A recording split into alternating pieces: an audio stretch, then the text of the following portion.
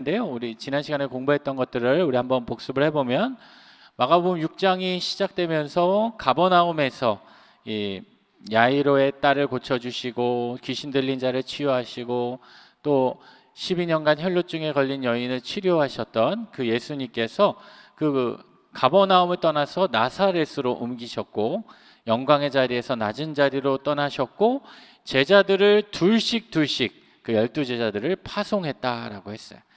파송만 하신 것이 아니라 그들에게 각기 권능을 주시고 능력을 주셔서 어떤 말씀을 증거할 뿐만 아니라 그들로 인해서 놀라운 하나님께서 예수님께서 우리에게 보여주신 그 이적들도 그들을 통해서 그들의 입술을 통해서 선포하는 예수 그리스도의 이름으로 그 복음의 능력으로 선포하는 그러한 일들을 감당하셨고, 또 지난 시간에 우리가 살펴본 것은 예전에 있었던 사건인데 그 세례 요한이 죽음을 겪게 된 그 일들을 그 과정들을 살펴봤어요. 그래서 헤롯이 세례 요한을 죽였던 그 사건, 이게 지난 시간에 우리가 공부했던 말씀입니다. 그래서 이걸 잠깐 보여드렸었는데 헤롯 하면 성경에 많이 나오는데 우리 예수님을 어린 예수를 잡아서 죽이려고 했던 그 사람은 헤롯 대왕이고 여기 세례 요한을 죽였던 사람은 그 헤롯의 아들이었죠. 헤롯 안디바라는 사람이었고 그가 자신의 배다른 형제 헤롯 빌립의 아내였던 그 헤로디아를 자신의 아내로 맞이하게 되는, 그리고 그 헤로디아에게는 그 헤롯 이 빌립과 결혼해서 낳은 딸이 있었죠. 그 딸이 살로메라고 우리 지난 시간에 우리가 살펴봤는데요. 오늘은 우리 28절 말씀부터 같이 살펴보도록 하겠습니다. 29쪽이에요. 29쪽 28절 우리 같이 그 말씀을 한번 같이 읽어보겠습니다. 그 머리를 소반에 얹어다가 소녀에게 주니 소녀가 이것을 그 어머니에게 주니라. 자, 그 헤로디아의 딸이 이게 춤을 추니까 그 모습을 이 감동을 받은 그 헤롯이 내가 원하는 게 무엇이냐, 내 소원을 들어주겠다. 그러면 네 소원이 나라의 절반이라도 원하면 내가 너에게 주겠다라는 그 얘기를 하자 그 딸이, 이 헤로디아의 딸이 그 이야기를 듣자마자 자신의 욕심, 자신이 갖고 싶은 것을 이야기하는 것이 아니라 어머니에게 달려가죠. 어머니 헤로디아에게 달려가서 이 헤롯 왕이 지금 이렇게 이야기하는데 무엇을 달라고 이야기할까요? 그러니까 곧바로 누구의 머리? 세례 요한의 머리를 달라. 상당히 엽기적인 일이 발생하고 있어요. 엽기적인 일이. 근데 그 왕이 그 이야기를 듣고 거절하지 못하고 자신의 지위와 체면을 지키기 위해서 그 시병 하나를 보내서 요한의 머리를 가져오게 해서 그 결과 그 머리를 소반에 얹어다가 소녀에게 주었더니 또 그 소녀가 그 머리를 가지고 누구에게 줬다는 거예요? 어머니 헤로디아에게 줬다. 여러분, 이게 정상적으로 느껴지세요? 네? 이 말씀을 보면서 참 엄마 말을 잘 듣는 딸이네. 네. 여러분, 그렇게 느껴지지 않잖아요. 지금 비정상적인 일인데 그게 너무나도 자연스러운 것처럼 그 헤로디아와 살로메에게는 벌어지고 있다라는 거예요. 제가 그림을 한번 같이 보면 이 미켈란젤로 메리시 카라바조의 이 작품인데 세례 요한이 이 참수되는 그 장면이고, 그 유명한 작품 중에요 이 세례 요한과 관련된 이 그림들이 많아요. 근데 이 그림은 조금 그래도 여러분 볼만하시죠? 근데 다음 그림은 베르나르디노 루이니 세례 요한의 목을 들고 있는 살로메, 요한의 이것을 있고요. 그 다음 그림을 보면 마찬가지로 아까 그 세례 요한의 참수 그림을 그렸던 미켈란젤로 카라바조의 그림인데요.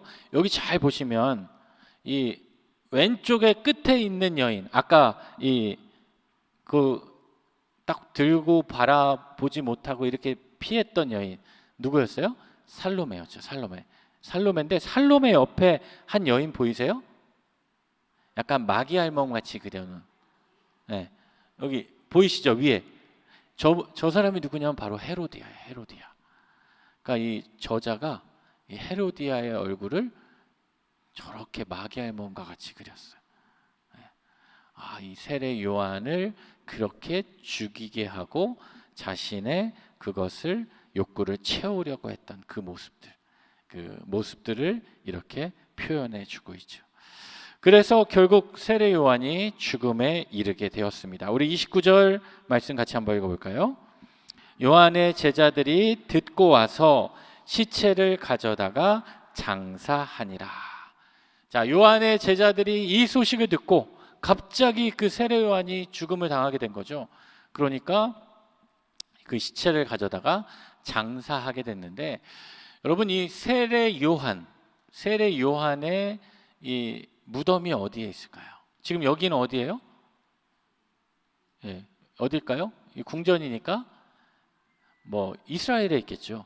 그런데 이 전승에 의하면요, 전승에 의하면 이 세례 요한의 머리를 소반에 담아서 이 헤로디아에게 이게 전달이 되잖아요. 그 헤로디아가 자신의 그 긴 이 머리에 있는 머리핀으로 요한의 혀를 찔렀다고 그래요. 잔인하죠? 네. 찔러서 그 혀를 뽑아버렸대요. 이유는 왜요? 그 혀가 어떤 혀예요? 자신의 죄를 이야기하고 다녔던 그 죄를, 그 혀여서 그 진리의 혀를 감추려고 그 자신의 머리핀으로 그 혀를 뽑아버렸다는 그런 전승도 있습니다. 또 이러한 그 헤로디아가 이러한 요한을 죽이게 되는 일을 담당하게 됐는데, 그 일을 이후에 시체를 가져다가 이 요한의 제자들이 장사했는데, 나중에는 그 처형에 대한 증거를 위해서 그래서 그 요한의 머리, 그 요한의 시체를 이 다메섹에 주재하던 시리아 총독에게 보냈다고 합니다. 그래서 왕에게 이런 이야기들을 하는 사람들을 이렇게 엄중하게 처벌했다라는 그러한 전승, 그런 기록들이 있어요. 실제로 여러분 다메섹이 지금 어딜까요? 다메섹, 여러분 다메섹 하면 떠오르는 사람 있죠? 네, 사도 바울. 사도 바울이 예수님을 만나게 된, 부활하신 예수님을 만나게 된 곳이 어디예요? 다메섹으로 가는 길이잖아요. 그 다메섹은 오늘날로 말하면 시리아예요. 시리아인데 그 시리아에 가면 이 세례 요한의 무덤이 있다라고 해요. 우리 한국 사람은 요즘 시리아를 이제 잘 못 가죠. 못 가고 이스라엘도 못 가는 상황인데, 그 시리아에 가면 이 모스크죠. 우마야드 사원이라는 곳이 있어요. 여기 모스크, 지금은 이제 모스크인데 이 사원에 가면 세례 요한의 무덤이 있습니다. 세례 요한의 무덤. 그 사원 안의 모습이에요. 사원 안의 모습. 여기 왼쪽에 오른쪽에 보시면은 이 초록색 빛 보이시죠? 약간 초록색 빛깔. 저기가 바로 세례 요한의 무덤입니다. 그리고 그 안에 교회가 있어요. 원래 이곳은 교회였는데 나중에 이 사원이 됐는데, 여기 보면 세례 요한 무덤, 머리 무덤 교회가 있어요. 지금도 있습니다. 지금도 있어요. 그래서 그곳에 가면 이 세례 요한의 무덤을 그곳에 묻었던 곳에 교회가 세워졌다. 그러니까 이 시리아라는 곳이 지금은 이제 뭐 중동, 이 아랍 쪽이 다 이슬람화가 됐지만 그 당시만 해도 이 기독교 국가들이었으니까 그곳에 교회가 있었고 그곳에 이런 기념 교회들이 있었다. 여러분 그 튀르키예에 가면 튀르키예 수도 이스탄불에 가시면 가장 유명한 이스탄불의 유명한 건물이 뭡니까? 아야 소피아. 지금은 이 소피아 사원이죠. 사원. 예전에는 그 소피아 성당이었어요. 성당이었다가 그것을 사원으로 빼앗았다가 그곳을 박물관으로 바꿨다가 또다시 사원으로 됐어요. 박물관으로 된 거하고 사원으로 된 거하고 어떤 차이가 있을까요? 그 안에 구조는 똑같습니다. 근데 박물관으로 있으면 입장료를 받아요. 박물관이니까. 근데 사원이 되면은 어떻게 돼요? 입장료를 받지 않아요. 대신 박물관에, 여러분 혹시 그 소피아 성당 다녀오신 분 계시죠? 다녀왔는데 나는 갔을 때 입장료를 냈다. 입장료 내고 들어가신 분. 입장료 내고 들어가신 분은 박물관이 때 가신 거예요. 그 박물관이 때 가시면 뭐가 좋냐? 그 안에 있는 성화들이 그대로 있습니다.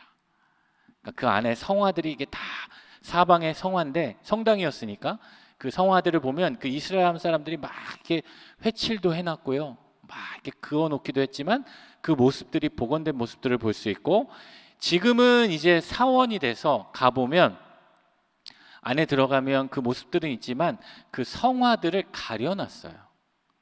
이 천으로 가려놔가지고 그것을 잘 볼 수가 없습니다. 그런 모습들이 있는데, 그 모스크들이 대다수가 예전에 우리 예배당이었던, 그 성당이었던 그곳들이 이렇게 변화되고 있는 모습들을 볼 수 있게 됩니다. 그래서 이렇게 세례 요한이 죽음을 당했던 그 기록들이 이 말씀 가운데 중간에 등장하게 되죠. 그래서 우리 30절 말씀 같이 한번 읽어보겠습니다. 30절 시작. 사도들이 예수께 모여 자기들이 행한 것과 가르친 것을 낱낱이 고하니. 자, 왜 중간에 그 예수님께서 12제자들을 보냈는데 왜 중간에 이 세례 요한의 이야기가 등장했을까?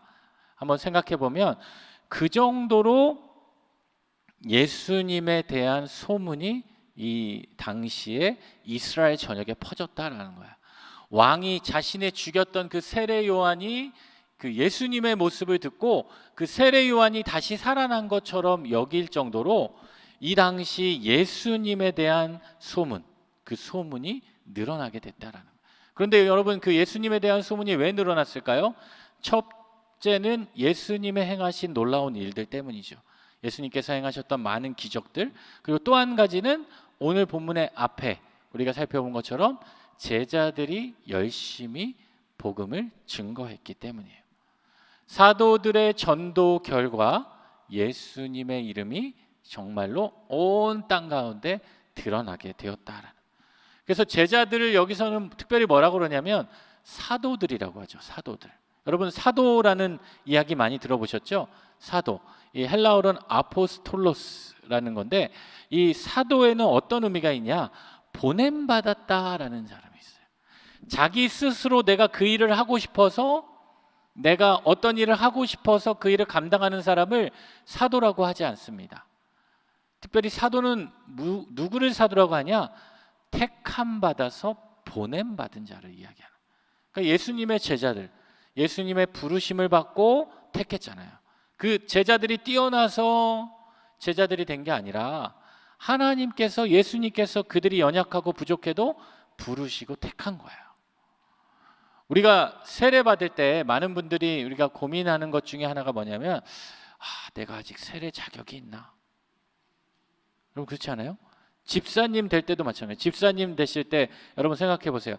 내가 이쯤 하면 집사가 될 수 있을 것 같아. 그렇게 해서 내가 집사 직분 받겠다고 하시는 분들 거의 없어요. 권사님들도 마찬가지예요. 내가 이 정도 하면 내가 이제 권사가 될 정도 자격이 되지, 그 정도 믿음이 되지. 그렇지 않잖아요. 다 어떻게 해요? 목사님, 제가 권사가, 제가 무슨 권사가 돼요? 저는 그냥 안 할래요. 막 이렇지만 하나님께서 부르시고 하나님께서 세워주시니까 우리가 그 직분을 맡는 거예요. 세례도 마찬가지고 집사도 마찬가지고 권사도 마찬가지입니다. 그래서 우리는 그 사도의 그 부르심을 우리도 받은 거예요. 사도가 꼭 목사님, 전도사님, 선교사님만 사도가 아니라 하나님께서 택하시고 하나님께서 부르신 일상의 삶으로 우리를 보내신 우리들 역시도 그러한 사도로서의 부름의 역할을 감당할 수 있게 된다. 그래서 그 사도들이 예수께 모여서 자기들이 행한 것과 가르친 것을 낱낱이 고하게 되었다. 예수님으로 인해 보냄을 받고 그들이 경험한 것들을 가지고 와서 그들이 행한 것과 가르친 것들, 그들이 예수님께서 보내실 때 어떻게 했어요? 뭐 지팡이도 하나만 가져가라, 신발도 하나만 가져가라. 그렇지만 그들에게 예수님은 권능을 주셨다고 그랬어요. 능력을 주셨다고 그랬어요. 예수 그리스도의 이름으로 선포하며 그들이 행하고 그들이 가르친 것들을 그들의 삶 가운데 많은 이적들도 있고 많은 경험들도 있었겠죠. 그런 것들을 예수님께로 와서 어떻게 했다고요? 낱낱이 고했다라는 거예요. 자신들이 직접 보고 듣고 경험했던 은혜들을 보고하고 나누는 시간들이 있었어요. 오늘날로 말하면 무엇과 같냐면, 여러분 어디 선교를 다녀오면 그 선교 때 받았던 그 은혜를 함께 나누고 함께 보고하는 그런 보고 시간이 있잖아요. 그거 마찬가지예요. 아마도 그들의 마음 가운데 많은 감동들이 있었던 것 같아요. 여러분 우리가 전도하거나 선교하거나 여러 가지 하나님의 일들을 감당하면 우리에게 주신 그 은혜들이 있잖아요. 그 감동들이 있잖아요. 그러면 그것들을 함께 돌아와서 나누는 시간들이 있었던 것 같아요. 그러니까 그 이야기를 예수님께 낱낱이 고하니까 예수님의 마음에도 어떤 마음이 있었을까요? 감동이 있었던 것 같아요. 아, 얘네들이 이렇게 열심히 했네. 얘네들이 정말 내가 명령한 것들을 지키고 행하고 가르쳤네. 그러니까 예수님의 마음 가운데 우리 뒤에 말씀을 보니까 많은 마음의 감동이 있었고 아마 염려도 하셨던 것 같아요. 아, 정말 이렇게 열심히 했으면, 이렇게 많은 사람들을 만났으면 이들이 쉴 틈조차 없었겠다. 이들이 무엇을 먹을 시간조차 없었겠다. 그런 생각을 하셨던 것 같아요. 그러니까 예수님께서 뭐라고 제자들에게 이야기하시냐? 우리 31절 말씀을 같이 한번 읽어보겠습니다. 이르시되 너희는 따로 한적한 곳에 가서 잠깐 쉬어라 하시니 이는 오고 가는 사람이 많아 음식 먹을 겨를도 없음이라. 그러니까 예수님의 마음 가운데 이 제자들을 향한 그 마음이 있었던 것 같아요. 그러니까 뭐라 그래요? 너희는 어디로 가서? 한적한 곳으로 가라. 왜? 주위에 사람이 너무 많은 거예요.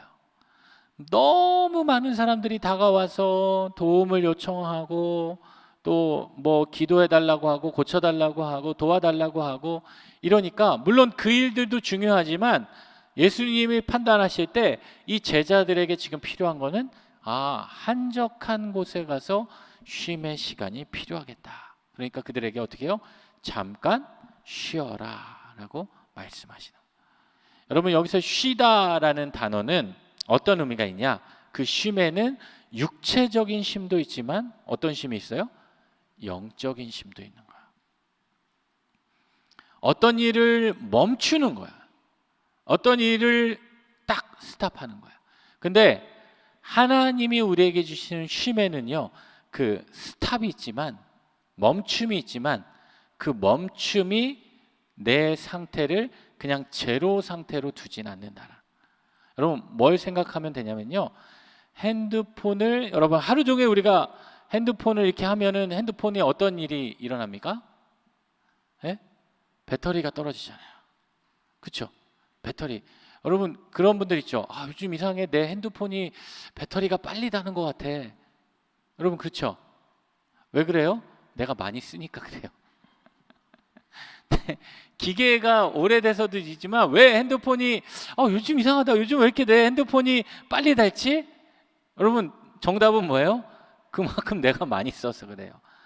그런데 핸드폰을 이렇게 내가 잠깐 내려놓을 때 두 가지 방법이 있어요. 그냥 내려놓는 게 있고 또 한 가지는 어떻게 내려놔요? 충전을 하는 게 있어요. 그러면 그냥 내려놓으면 어떻게 돼요? 배터리는 시간이 지나면 계속 줄어들겠죠. 계속 줄어들겠죠. 나는 분명히 안 썼다고 생각하지만 그냥 둬도 배터리는 점점 마이너스가 되어갑니다. 그렇지만 충전기에 올려놓으면 어떻게 돼요? 나는 그냥 뒀지만 핸드폰은 배터리가 계속 충전되는 거예요. 여러분 하나님께서, 예수님께서 우리에게 말씀하시는 쉼은 그것과 같은 거예요. 내가 주님이 주시는 안식을 누린다는 것은 무엇을 의미하냐? 나의 육적인 쉼뿐만 아니라 영적인 쉼을 통해서 그게 끝이 아니라 공급받게 되는 것을 의미합니다.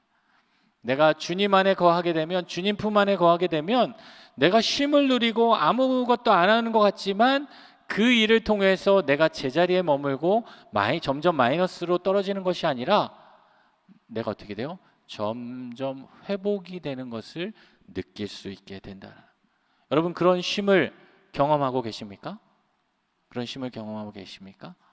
여러분, 그럴 때 있잖아요. 내가 정말 하루 종일 정말 아무것도 안 하고 쉬었는데 그렇게 쉬고 나면 어때요?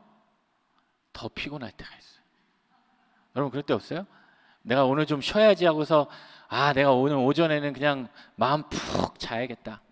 근데 자고 일어나고 뭐 하고 하는데, 자고 일어나면 어떻게 돼요? 좀 쉬고 나면 내 에너지가 올라와야 되는데 쉬고 나니까 더 힘들 때가 있어요. 왜 그럴까요? 나의 육적인 쉼만 되기 때문에. 육적인 쉼. 근데 쉼에는 영적인 쉼도 같이 들어가요. 영적인 쉼을 통해서 영적인 에너지를 공급받아야 내가 새 사람이 되고 새 힘을 얻어서 내가 정말 하나님이 주시는 그 힘을 얻을 수 있게 된다. 그러니까 여러분, 쉴 때 어떠한 쉼을 쉬어야 되겠어요? 성경이 말하는 그런 안식을 누릴 수 있어야 되는. 그러니까 하나님 말씀을 듣는 것도 우리에게 쉼이에요. 목사님, 그건 일이죠. 그건 일이죠. 그런 쉼을 통해서 내가 에너지를 공급받아야 돼. 하나님으로부터 우리는 공급받아야 돼요. 그러니까 예수님께서도 이 제자들에게 이야기합니다. 너희도 한적한 곳에 가서 잠깐 쉬어라. 자, 32절 말씀도 같이 읽어보겠습니다. 이에 배를 타고 따로 한적한 곳에 갈새. 여기 따로라는 단어는 혼자, 조용히, 사사로이.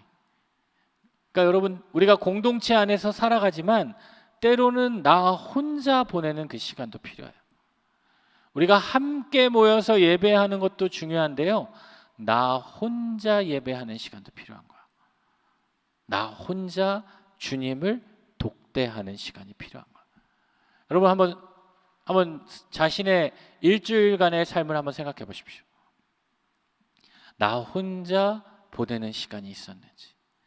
특히 우리 부모님들은, 우리 어머님들은 우리 자녀를 돌봐야 되고 또 남편도 돌봐야 되고 부모님도 돌봐야 되고 또 여러 가지 모임도 해야 되고, 그러면 그렇다 보면 나를 돌볼 시간이 없어요. 나 혼자 있을 시간이 없어요. 돌아서면 바쁜 사람일수록 그런 것 같아요. 근데 따로의 시간이 우리에게 필요하다. 우리가 공동체 안에서 생활하는 것도 중요하지만 이런 개인의 영적인 그런 공간, 그러한 시간들도 필요하다라는 거예요. 그래서 이에 배를 타고 제자들도 따로 한적한 곳으로 가고 있습니다. 자, 33절 말씀 같이 읽어볼게요. 시작. 그들이 가는 것을 보고 많은 사람이 그들인 줄 안지라. 모든 고을로부터 도보로 그곳에 달려와 그들보다 먼저 갔더라. 그들이 예수님의 명령에 순종해서 따로 한적한 곳에 가려고 했는데 어떤 일이 일어나요? 많은 사람이 그들인 줄 안 거예요. 왜? 이미 이 제자들은 복음의 말씀을 듣고 둘씩 짝지어서 이 동네 저 동네를 다 다니면서 예수 그리스도의 말씀을 선포해서 많은 사람들이 예수님을 알아봤을 뿐만 아니라 누구도 알아봤어요? 제자들도 알아본 거예요. 그러니까 그들이 배를 타고 가는 모습을 보고 어떻게 해요? 그들이 저 사람들이 바로 예수님의 제자이구나 알아보기 시작한 거죠. 그러니까 그 정도로 이 갈릴리 지방은 특별히 그 예수 그리스도에 대한 그 소식을 많이 퍼지게 되었다라는 거예요. 그러니까 많은 이들이 그리고 그 소식을 듣고 그들을 만나려고, 결국에는 그들을 통해서 예수님의 은혜를 입으려고 몰려들기 시작했고, 여기 보니까 그들이 어떻게 했다는 거예요? 도보로 그곳에 달려왔대요. 지금 제자들은 배를 타고 갈릴리 바다를 향해서 건너편으로 가고 있는데 그 배를 보면서 도보로 여기에 막 마라톤 하듯이 사람들이 막 달려왔던 것 같아요. 그러니까 배를 타고 가는데 도보로 달려가서 그들이 설 수 있는 그 미리 그 정착할 만한 곳으로 다르게 된 거죠. 그러니까 다시 말하면 예수님께서 지금 따로 가서 쉬라고 했지만 쉴 수 없는 상황에 이르게 됐다라는 거예요. 그럴 때 또 예수님께서 어떻게 말씀하시는지 우리 계속 볼까요? 34절 시작. 예수께서 나오사 큰 무리를 보시고 그 목자 없는 양 같음으로 인하여 불쌍히 여기사 이에 여러 가지로 가르치시더라. 그들의 모습을 보고 예수님께서 어떻게 하셨어요? 제가 만약 예수님이라면 쫓아냈을 것 같아요. 가! 좀 쉬었다가 내일 와, 내일. 오늘 좀 쉬자. 근데 예수님은요, 큰 무리들을 보시고 어떤 마음이 들었다는 거예요? 불쌍히 여겼다는 거예요. 참 안쓰럽게 여긴 거예요. 얼마나 그들의 마음이, 그들의 삶에 그런 공고함이 있으면, 그런 갈망이 있으면 저렇게 배를 타고 제자들이 가는데 그 모습을 이 육지로 뛰어가면서 달려가면서 그들을 쫓아갔을까?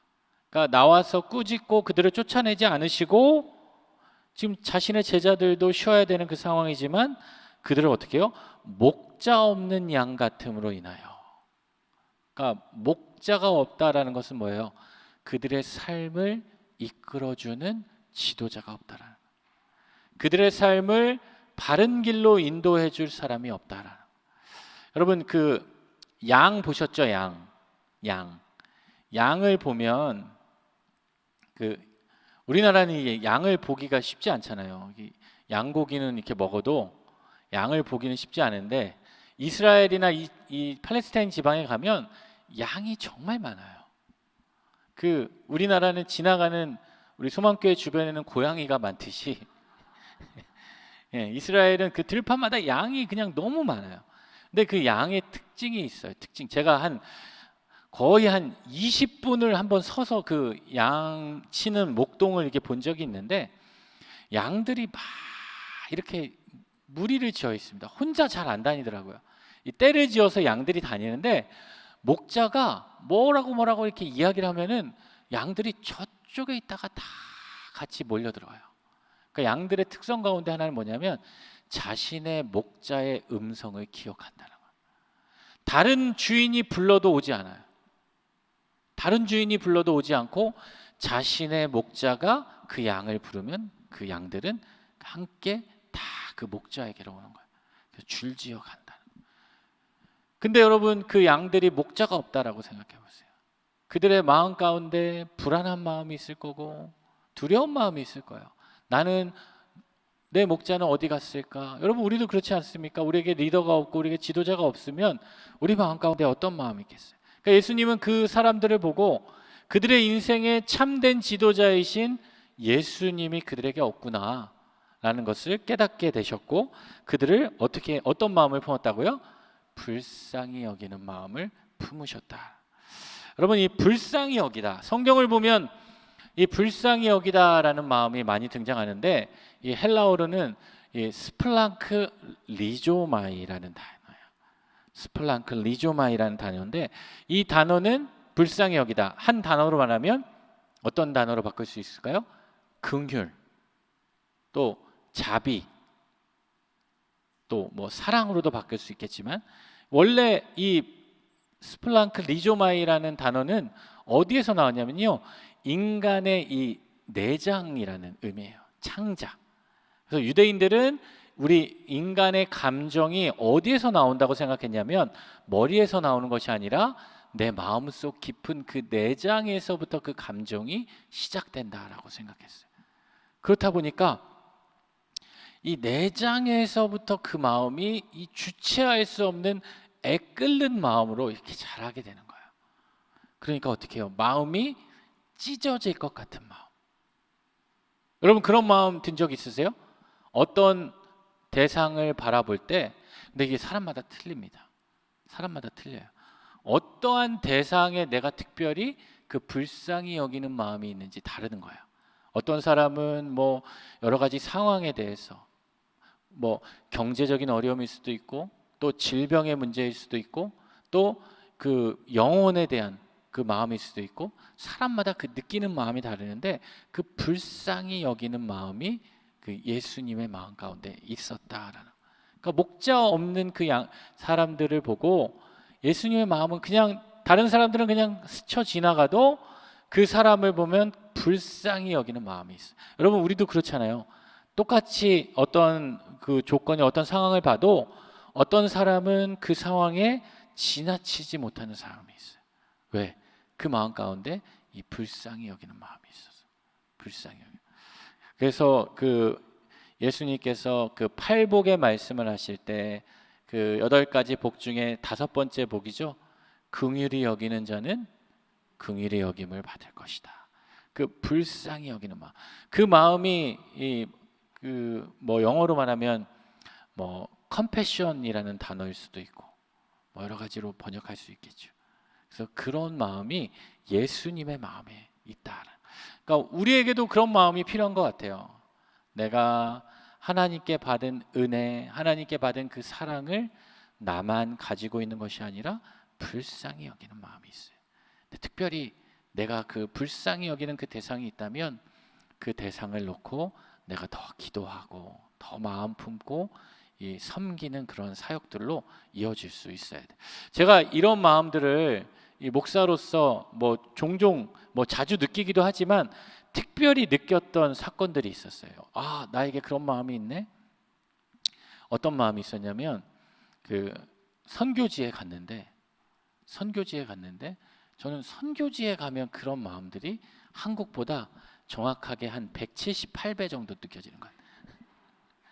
선교지에 가면 그곳에 있는 사람들, 또 그 선교사님들, 또 그런 사역하는 사람들, 물론 한국에도 더 힘든 사람이 많고 또 우리 교회에도 더 힘든 사람들이 많은데 특별히 그곳에 가면 그런 마음들이 느껴지는 거예요. 제가 신방을 해보니까 우리 지구에 계시는 분들도 이게 정말 다양한 것 같아요. 어떤 분들은 특별히 우리 자녀에 대해서, 근데 자녀도 첫째, 둘째, 셋째 있는데 특별히 우리 10손가락 깨물어서 안 아픈 손가락이 없지만 그 중에도 내가 특별히 그렇게 긍휼히 여겨지는 우리 자녀들이 있어요. 또 우리 형제들 가운데에도 내가 그렇게 여겨지는 대상이 있고, 또 우리의 뭐 조카나 우리의 친척이나 또 전혀 나랑 상관없는 사람인데 그러한 마음이 있는 마음들이 있어요. 그런 마음들이 하나님이 우리에게 왜 주실까? 바로 그게 이 불쌍히 여기는 긍휼의 마음입니다. 하나님이 우리에게 주신 사명이라고 할 수 있어요. 그 마음을 품고 우리가 더 기도하고 나눌 수 있는. 그래서 예수님께서도 그 불쌍히 여기는 그 마음이 있어서 그냥 지나치지 않으셨다라는 거예요. 그들을 어떻게 해요? 그들을 여러 가지로 가르치셨다. 직접 예수께서 나오셔서 그들에게 여러 가지로 영적인 양식으로 그들에게 회복의 말씀을 주시고 위로의 말씀을 주시고 권면의 말씀을 주시고 죄사함의 말씀을 주시고 각자에게 필요한 말씀으로 그들에게 가르치셨다라는 겁니다. 그래서 그러한 모습들이 필요했다라는 거예요. 그리고 나서 35절 말씀 같이 읽어볼게요. 때가 저물어 가매 제자들이 예수께 나와 여짜오되 이곳은 빈들이요 날도 저물어 가니. 아마 그 많은 사람들을 예수님께서 가르치시다 보니까 시간이 이게 많이 흘렀던 것 같아요. 그래서 때가 저물어 가니까 제자들이 예수님께 나와서 이야기합니다. 뭐라 그래요? 뭐라고 얘기해요? 이곳은 빈들이요 날도 저물어 간다. 여기서 제자들이 예수께 나왔다라는 이 단어를 그 헬라어 원어를 보니까요 어떤 형태로 쓰여졌냐면 미완료 과거로 쓰여졌어요. 미완료 과거는 어떤 의미가 있냐면 제자들이 그냥 예수님께 한 번 나와서 지금 이제 늦어지고 있으니까요 그만하시죠 이게 아니라 여러 번 반복해서 나왔다는. 그러니까 계속해서 예수님에게 가서 이야기했다라는 거예요. 시간 늦어지고 있습니다. 이제 마칠 시간이 됐습니다. 그만하시죠. 이 정도면 됐습니다. 내일 하시죠. 여러 번 수차례 걸쳐서 날이 저물어 가니까 제자들이 나왔다라는 거예요. 왜요? 그것은 빈들이었기 때문에. 이제 해가 지게 되면 이 많은 사람들이 또 돌아가야 되고 또 이제 저녁 시간이 되면 밥도 먹어야 되고 이 제자들에게는 이제 염려가 있는 거예요. 지금 빨리 이 사람들을 돌려보내야 우리도 쉬고 우리도 좀 저녁도 먹고 그런 일들을 할 텐데 예수님이 계속해서 이들을 가르치시니까 그들에게 이러한 염려가 있었던 것 같아요. 그래서 제자들에게 계속해서 건의하고 있습니다. 자, 그러자 36절 같이 읽어보겠습니다. 무리를 보내어 두루 촌과 마을로 가서 무엇을 사 먹게 하옵소서. 예수님이 계속해서 가르치는 일에 전념하고 계시니까 이 제자들이 예수님께 어떻게 제안합니까? 빨리 이들을 보내자. 왜 보냅니까? 보내서 이 마을에 가가지고 이 빈들에서 먹을 게 없으니까 마을에 가서 뭐 하도록? 무엇을 먹도록. 한마디로 뭐예요? 제자들의 생각은 우리가 이 많은 사람들의 저녁 식사를 감당할 수 없다라는 거예요. 왜? 그게 당연한 거니까. 여러분, 이러한 제자들의 생각을 어떻게 생각하세요? 아, 참 이기적이다. 이기적이다. 여기까지 왔으면 밥을 먹여서 보내줘야지. 밥도 안 주고 보내주냐. 이렇게 생각할 수 있잖아요. 아니에요? 아니에요? 당연한 것처럼 여겨지죠? 네, 저는 이 제자들이 합리적이라고 생각했어요. 그 많은 사람들을 어떻게 여기서 다 먹여? 지금처럼 뭐 쿠팡이츠가 있는 것도 아니고 배달의 민족이 있는 것도 아니고 이 밥을 어떻게 이렇게 많이 해? 뒤에 보니까 몇 명이래요? 밥 먹은 사람이 남자만 5천 명이래요. 그러면은 여자, 남자, 아이까지 하면 거의 약 한 2만 명 정도 되는 사람들을 어떻게 이 제자들이 먹일 수 있겠어요? 그러니까 제자들의 생각은 우리가 생각하고 우리가 판단할 땐 합리적인 생각인 거예요. 그러니까 빨리 보내야 된다. 더 늦기 전에 빨리 보내야 된다. 그런 생각을 했을 거예요. 근데 예수님의 생각은 어때요? 다른 거예요. 37절 말씀 같이 읽어볼게요. 대답하여 이르되 너희가 먹을 것을 주라 하시니 여짜오되 우리가 가서 200데나리온의 떡을 사다 먹이리이까. 지금 예수님의 대답과 제자들의 대답이 이어집니다. 빨리 돌려보냅시다 라고 이야기하자 예수님께서 뭐라고 그러셔요? 너희가 먹을 것을 주라. 우리 한글 성경에는 그 번역이 생략이 됐는데요, 이 헬라어 성경을 보면 이 대답하여 이르되 앞에 이 헬라어로 데라는 접속사가 있어요. 이 단어는 어떤 의미냐? 영어로 말하면 but, 그러나. 제자들은 돌려보내야 한다라고 이야기했지만 그러나 예수님은 뭐라고 그래요? 너희가 먹을 것을 주라라는 거예요. 너희가 먹을 것을 주라. 여러분, 제자들의 마음이 어떻겠습니까? 그때 도저히 이해할 수가 없는 거죠. 도저히 이해할 수가 없는 거죠. 그러니까 제자들이 뭐라고 그래요? 여짜오되 우리가 가서 200데나리온의 떡을 사다 먹이리이까. 그러니까 쉬운 말로 바꿔보면 예수님 빨리 지금 이 사람들 돌려보내야 돼요. 안 그러면 우리가 이 사람들 감당 못해요. 지금 이제 저녁이 되는데 빨리 가서 밥을 먹게 해야 돼요. 그러니까 예수님 뭐라 그래요? 그러지 말고 너희가 그들을 밥을 준비해서 그들에게 먹여라. 그러니까 이 제자들이 뭐라 그럽니까? 지금 이 200데나리온의 떡을 사도 될까 말까인데 이걸 어떻게 우리가 감당합니까? 지금 그런 대화가 오고 가고 있는 거예요. 그러면 이 제자들과 예수님의 이 입장이 다른데 이들의 입장이 다른 이유 가운데 하나가 무엇일까요? 예수님에게는 무엇이 있고 제자들에게는 무엇이 없다? 예수님에게는 돈이 있고 제자들에게는 돈이 없다? 아니에요. 예수님에게는 아까 얘기했던 긍휼의 마음이 있고 제자들에게는 그 긍휼의 마음이 없는 거예요. 긍휼의 마음이 있냐 없냐가 이러한 차이를 보내고 있는 겁니다. 동일한 사람을 만났어요. 동일한 대상에 동일한 상황이지만 예수님에게는 그 긍휼의 마음이 있는 거예요. 그러니까 제자들에게 비록 돈이 없고 능력이 없지만 긍휼의 마음이 있었다면 예수님에게 어떻게 부탁했을까요? 예수님, 이들을 어떻게 배불리 먹여주십시오. 이렇게 간구하고 부탁하는 마음이 있었을 거예요. 여러분, 여기 나오는 200데나리온인데 200데나리온의 떡은 얼마일까요? 1데나리온이 노동자 1일의 품삯이래요. 오늘 노동자 1일의 품삯이 얼마일까요? 가령 한 8시간 일한다고 하면 한 10만 원 정도 잡아봅시다. 그러면 하루가 10만 원이니까 지금 200데나리온이죠. 그럼 얼마예요? 한 달에 30일. 약 2천만 원 이상. 2천만 원. 우리 소망교회 창립 기념 주일에 떡을 먹으려면 얼마 예산이 필요한지 제가 모르겠지만 하여튼 그 정도 되는 그 떡이 지금 필요한 거예요. 여러분, 그 정도 필요하다라는 거예요. 그러니까 이 제자들의 말은 뭐예요? 한마디로 지금 어렵다. 어떻게 우리가 그것을 먹을 것을 줄 수 있겠습니까? 요한복음을 보면 이 말을 누가 했을까요? 1번 헤롯, 2번 모세, 3번 빌립.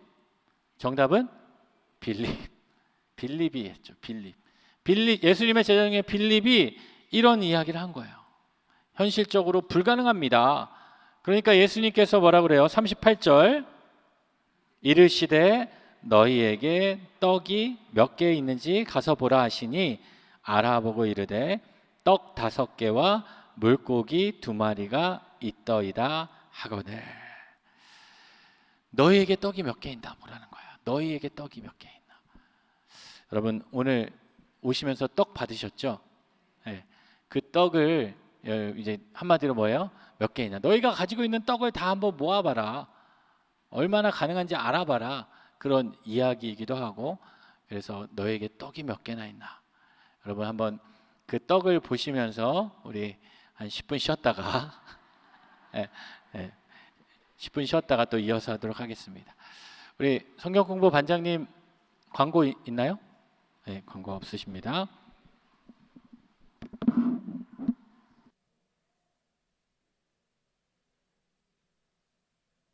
들으셔도 됩니다.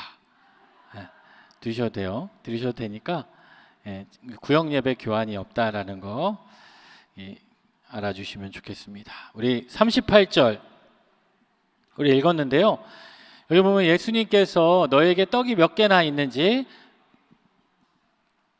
그냥 물어보지 않고 특별히 뭐라고 그랬냐면 가서 보라라고 이야기했어요. 가서 보라. 그러니까 예수님도 아신 거예요. 제자들의 마음이 어떠한지. 제자들은 지금 한마디로 말하면 그냥 빨리 이 사람들을 보내버렸으면 좋겠는 거야. 빨리 보내고 우리도 좀 쉬자. 쉬라며요.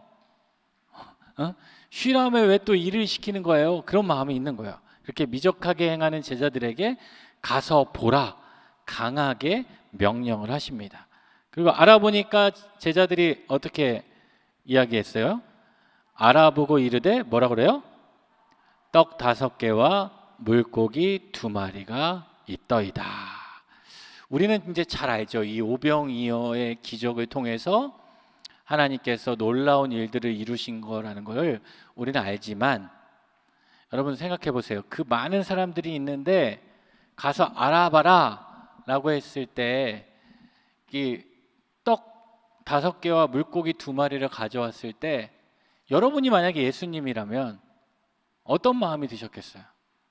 자, 지금 여러분 지금 여기 지금 성경 공부 오신 분들 이제 우리가 지금 뭘 먹어야 되는데 먹을 게 없어요. 여러분 중에 가진 것 지금 다 내놓아야 될 상황이에요.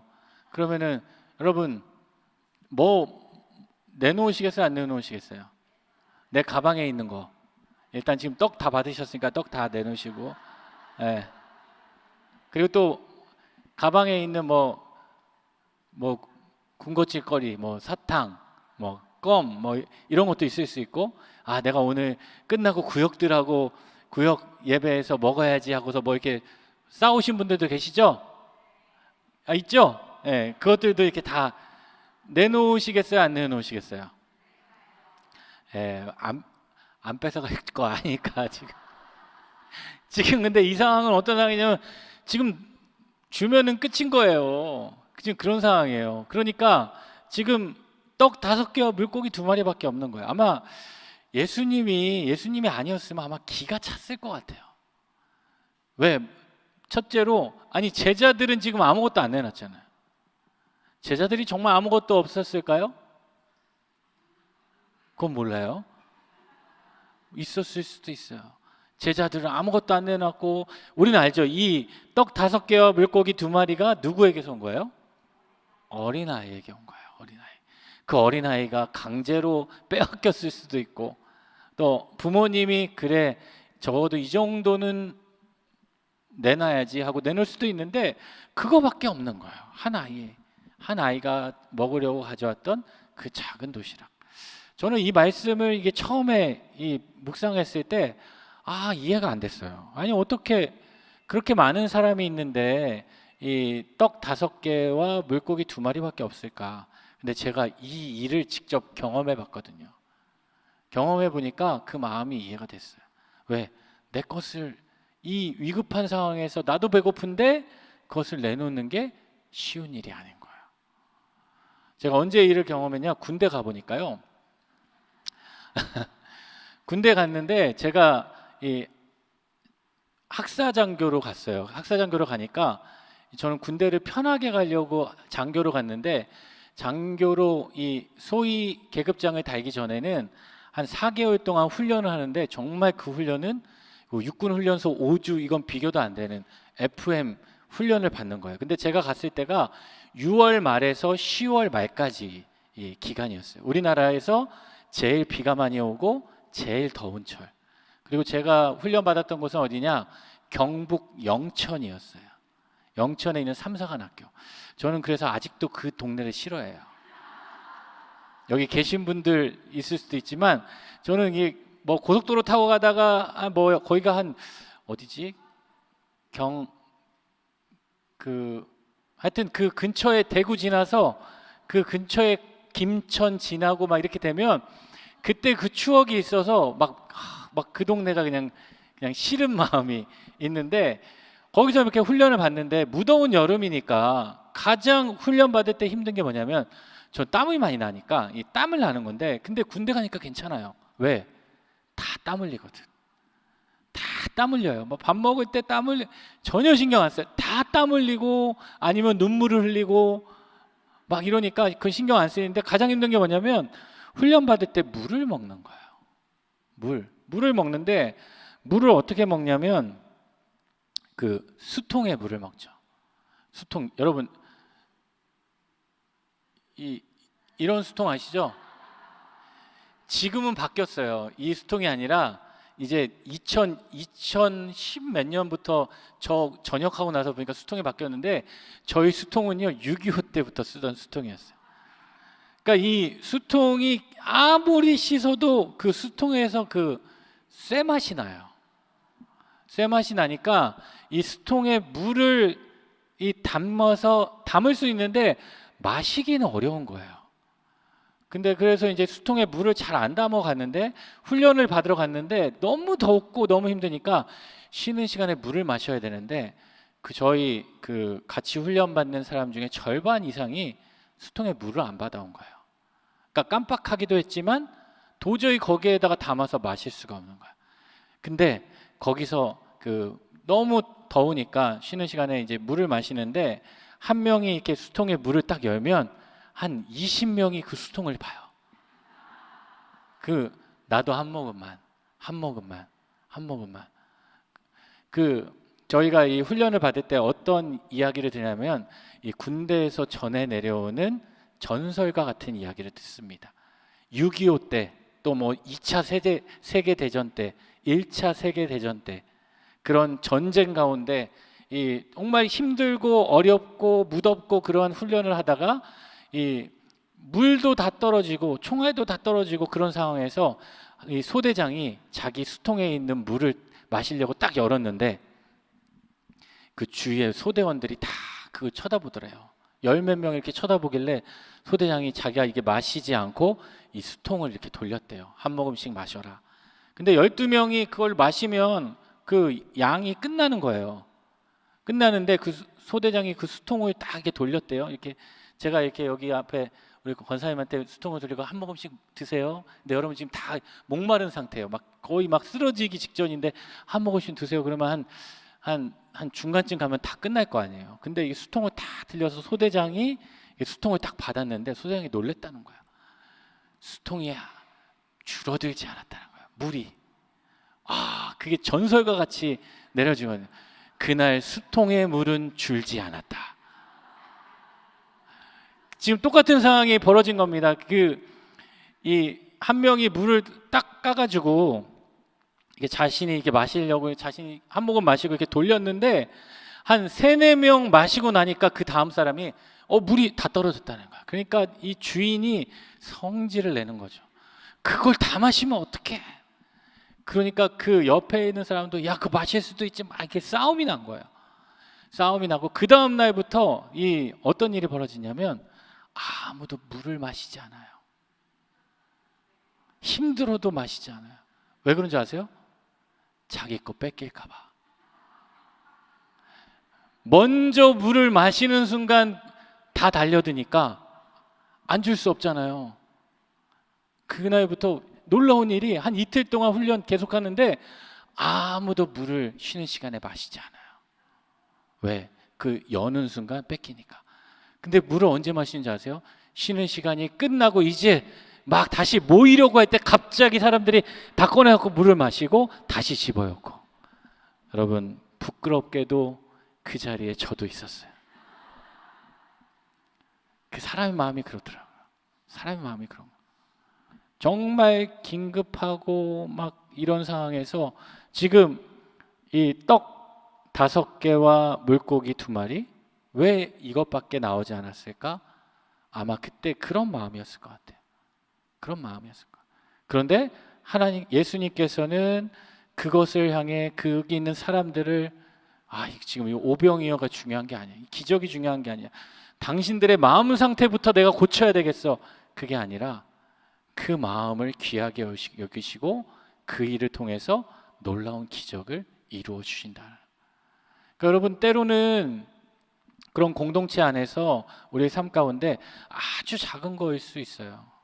내가 너무 내 손이 부끄럽다. 내가 이걸 하기 내 손이 부끄럽다라는 마음이 들 수도 있지만 하나님은요 그 일을 통해서 놀라운 일들을 이루어 가신다. 그런 작은 헌신, 작은 결단을 통해서 하나님은 또 우리의 작은 믿음을 통해서도 일하시는 것처럼 우리의 그런 마음을 통해서 하나님은 놀라운 일들, 크신 일들을 이루어 가신다라는 거예요. 여기 이스라엘에 가보면 실제로 그 오병이어 이 기적을 일으킨 그 기념하는 그 교회가 있어요. 그 교회 가면 그 교회에서 가장 유명한 게 뭐냐면 그 바닥에 있는 모자이크예요. 모자이크가 어떤 모자이크냐? 이런 모자이크. 이 물고기 2마리와 이 떡을 상징하는. 여러분 이 문양 보신 적 있으시죠? 네, 보신 적 있으실 거예요. 그래서 이 교회, 이 갈릴리 호수 북서쪽에 위치한 이 오병이어 교회인데 그 교회 안에 들어가면 이런 이 가운데 이런 이 상이 있고 그 밑에 바위가 있어요. 이 바위가 어떤 바위냐면 그 전승에 의하면 예수님께서 이 오병이어를 들고 축사하신 그 바위라고 합니다. 그래서 그 바위 터 위에 이렇게 예배당을 세웠는데 아까 제가 그 모자이크 보여드렸죠? 그게 약간 생소하다 느끼실 수도 있는데 아마 이 그림 보면 이러실 수 있어요. 집에 있을 수도 있어요. 이 그림. 네. 교회마다 뭐 이런 접시 이 그림이 어디에서 나온 거냐면 바로 이 오병이어 교회에서 나온 그림입니다. 그래서 제자들에게 그 가져오라고 해서 그 오병이어를 가지고 예수님이 그 놀라운 일들을 이루시는데 그 과정을 한번 살펴볼게요. 39절 말씀 같이 읽어보겠습니다. 제자들에게 명하사 그 모든 사람으로 떼를 지어 푸른 잔디 위에 앉게 하시니, 떼를 지었다라는 것은 서로 마주 볼 수 있도록 이게 뺑 둘러 이게 앉혔다는 거예요. 왜? 질서를 지키기 위해서. 그러니까 예수님 아신 거예요. 이 사람들의 마음이 지금 어떤 마음이다라는 거예요. 그 많은 사람들 중에 내놓을 수 있는 거는 오병이어밖에 없었다고 그랬잖아요. 그러니까 그들의 마음 가운데 어떤 마음이 있는지 아시고, 아, 이거 그냥 했다가는 완전히 여기가 그냥 무질서하겠구나. 그러니까 때를 지어서 그들을 앉히셨다. 여기 푸른 잔디에 앉히셨다라고 하는데, 이 푸르다라는 것은 무엇을 의미하냐면 상징적으로 자연 그 풍요로움을 상징합니다. 그러니까 오병이어를 가지고 이 사람들이 풍요롭게 먹을 수 있도록 상징하고요. 왜 또 푸른 잔디냐? 여러분, 시편 23편 기억하십니까? 네. 여호와는 나의 목자시니 내게 부족함이 없으리로다. 그가 나를 어디에? 푸른 초장에. 그러니까 지금 푸른 초장에 누이신다고 그랬잖아요. 그러니까 푸른 초장에 풍족하게 부족함이 없도록 이들을 인도하기 위해서 푸른 잔디에 앉게 하셨다. 여러분, 여기 앉게 하셨다, 앉다라는 단어에는 어떤 의미가 있냐면 눕다라는 단어가 있어요. 그러니까 시편 23편에 푸른 초장에 누이셨다라고 그러잖아요.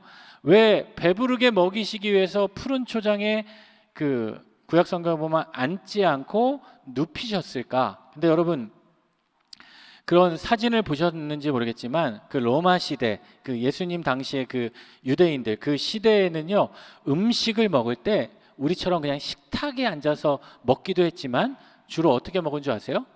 이렇게 비스듬하게 누워서 먹어요.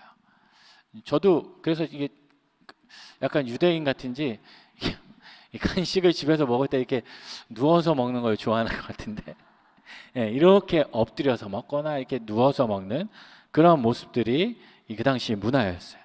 그래서 이렇게 푸른 잔디에 거의 눕히실 정도로 편안하게 이게 앉게 하셨다. 아, 오병이어 사건을 보면요, 이 시편 23편을 여러분 같이 상상하시면서 이 말씀을 한번 보시면 좋습니다.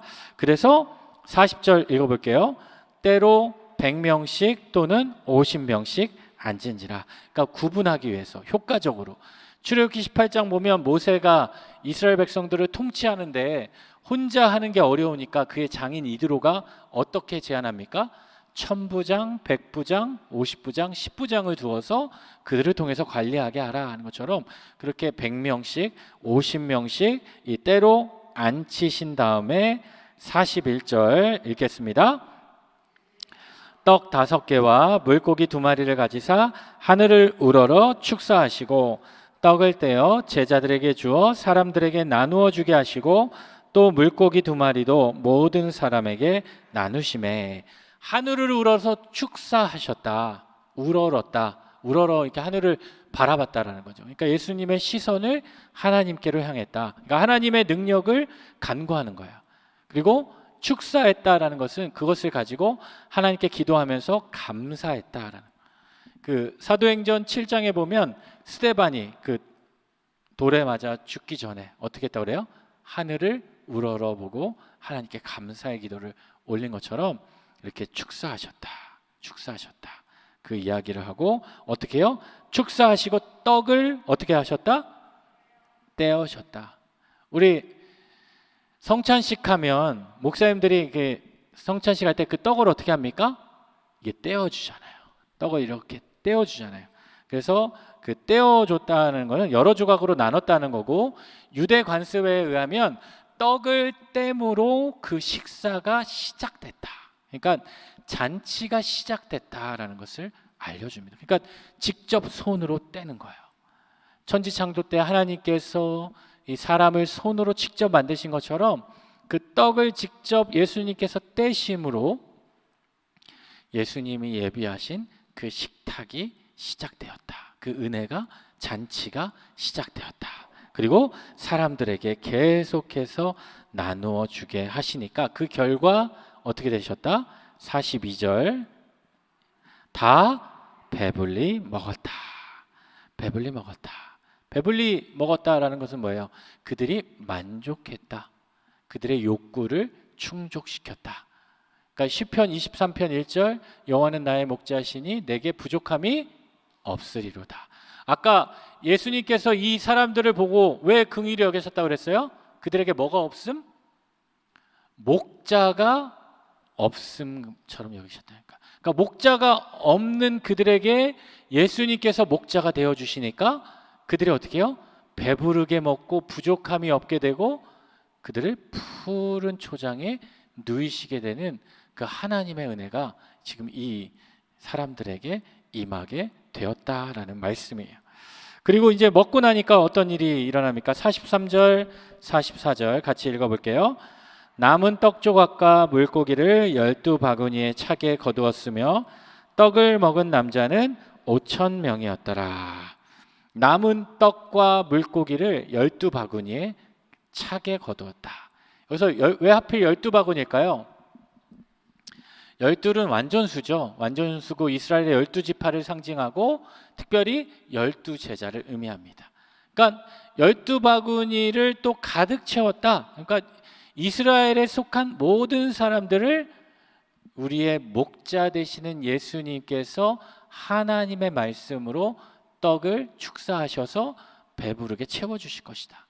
너희가 지금 목자 없는 양처럼 이렇게 헤매고 있지만 너희의 삶 가운데 예수님이 목자가 되면, 하나님이 목자가 되면 너희의 삶은 이렇게 풍족한 풍요로운 삶이 된다라는 거야.